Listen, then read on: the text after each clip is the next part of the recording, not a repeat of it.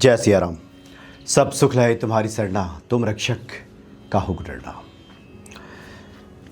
जो लोग बाबा नीब करोली जी महाराज के भक्त हैं, हनुमान जी के भक्त हैं, उनको कुछ संकेत प्राप्त होते हैं जीवन में।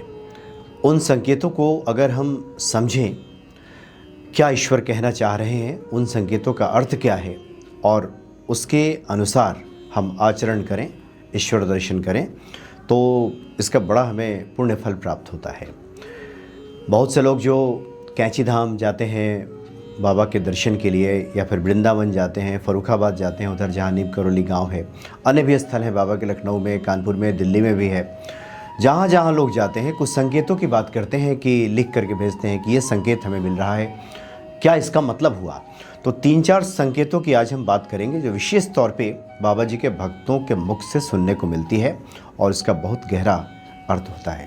पहला तो ये कि अगर बाबा जी से संबंधित चीज़ें बार बार आपको सुनने को मिल रही हैं, कोई आ गया हो, अचानक चर्चा करना शुरू कर दे कि बाबा नीम करोली जी महाराज तो बड़े अलौकिक संत हैं, आप परेशान क्यों हैं, उनकी शरण में जाइए, उनकी भक्ति कीजिए, तो ये संकेत है कि आप हनुमान जी की पूजा करते हैं, आराधना करते हैं, तो बाबा जी इस रूप में भी संकेत दे रहे हैं कि आप उनके धामों में जाकर के दर्शन करें, उनको याद करें। और मेरे साथ भी ऐसा ही हुआ था।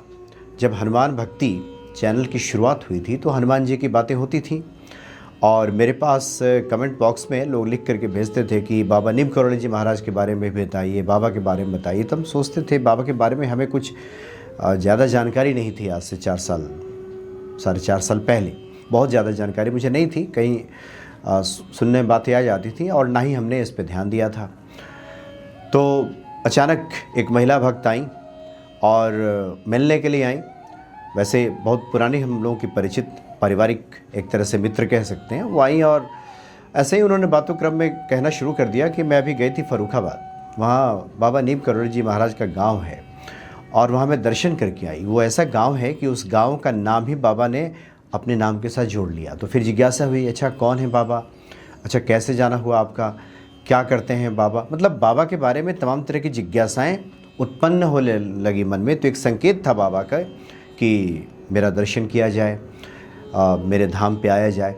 तो उसी क्रम में जब वृंदावन जाना हुआ था तो वृंदावन में जहाँ पे बाबा नीम करोली मार्ग है, जहाँ पे बाबा जी का आश्रम है, उसके पहले जो अटल्ला चुंगी है, अटल्ला चुंगी से थोड़ा पहले वृंदावन में लटूरिया हनुमान जी हैं। बहुत लोग उनको लुटेरिया हनुमान जी भी कहते हैं। तो उनकी चर्चा हमने सुनी थी। तो मथुरा से आने के क्रम में ये इरादा था कि लटूरिया हनुमान जी का दर्शन किया जाए और वहाँ उनकी महिमा पंडित जी से जाना जाए। न जाने ऐसे क्या हुआ कि रास्ता भटक करके उस रास्ते में आ गए जहाँ लिखा हुआ था बाबा नीम करोली मार्ग।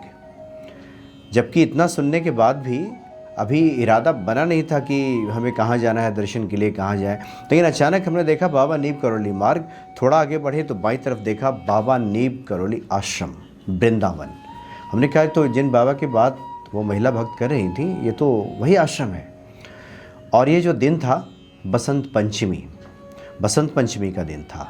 उसी संध्या काल में वहाँ पे हम पहुँचे अचानक बाबा जी की कृपा से और वहाँ दर्शन किया। और संजोग ऐसा रहा कि वहाँ पे मारुति नंदन बागीश जी जो कथावाचक हैं, और उनका नाम भी बाबा ने ही रखा था। उनके पिता को बताया था कि इस बच्चे का नाम मारुति नंदन रखो, क्योंकि बाबा की कृपा से उनका जन्म हुआ था। वो मिल गए, उनसे बाबा जी की महिमा जानने का सौभाग्य प्राप्त हुआ। तो इस प्रकार के संकेत मिलने शुरू हो जाते हैं।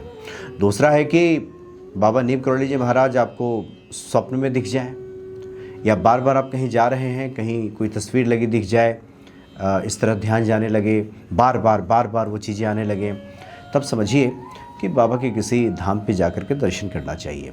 अब जहाँ भी सुलभ हो, कैंची धाम जा सकते हैं तो अच्छा, वृंदावन जाइए, दिल्ली के आसपास में भी है, हनुमान सेतु जाइए, लखनऊ, कानपुर में बाबा के पनकी हनुमान मंदिर है, फर्रुखाबाद मतलब कहीं भी बाबा के जो धाम हैं जहाँ पे सुलभ है, जहाँ पे आप जा सकते हैं वहाँ पे जाइए। और सुलभ अगर नहीं हो पा रहा है तो कम से कम बाबा जी का फ़ोटो तो मिल ही जाएगा, उसको पूजा स्थल में लगा करके, और जैसे हनुमान जी के पूजन करते हैं वैसे ही पूजा कीजिए, दीप बाती दिखाइए, हनुमान चालीसा ही पढ़िए, उसी से बाबा प्रसन्न हो जाएंगे। दूसरी एक और स्थिति होती है कि आप बाबा को याद कर रहे हैं और बाबा की चर्चा आपने सुनने शुरू कर दी है, चाहे यूट्यूब के माध्यम से, किसी माध्यम से, और जीवन में अब कुछ अच्छा होने लगा है, सकारात्मक बदलाव आने लगा है, कुछ जो चाहते थे वो चीज़ें, मज़ा आने लगा है ज़िंदगी में, तब भी जाकर के दर्शन करना चाहिए कि कुछ संकेत है बाबा का कि, या फिर धन्यवाद ज्ञापन के लिए कि अब सब अच्छा चल रहा है। चूँकि इस संसार में हम सभी आए हैं और गृहस्थ हैं, तो सबकी अपनी आवश्यकताएं हैं, सबकी अपनी ज़रूरतें हैं, और ये तो बातें हैं, ठीक है, सुख में दुख में समभाव की बात की जाती है, लेकिन चाहता तो व्यक्ति सुखी है।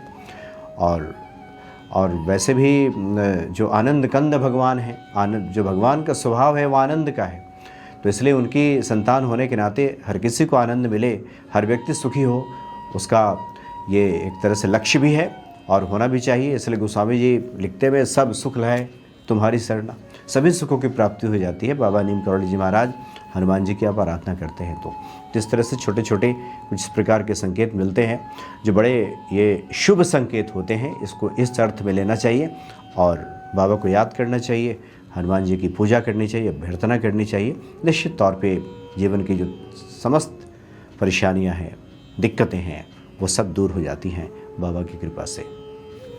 जैसे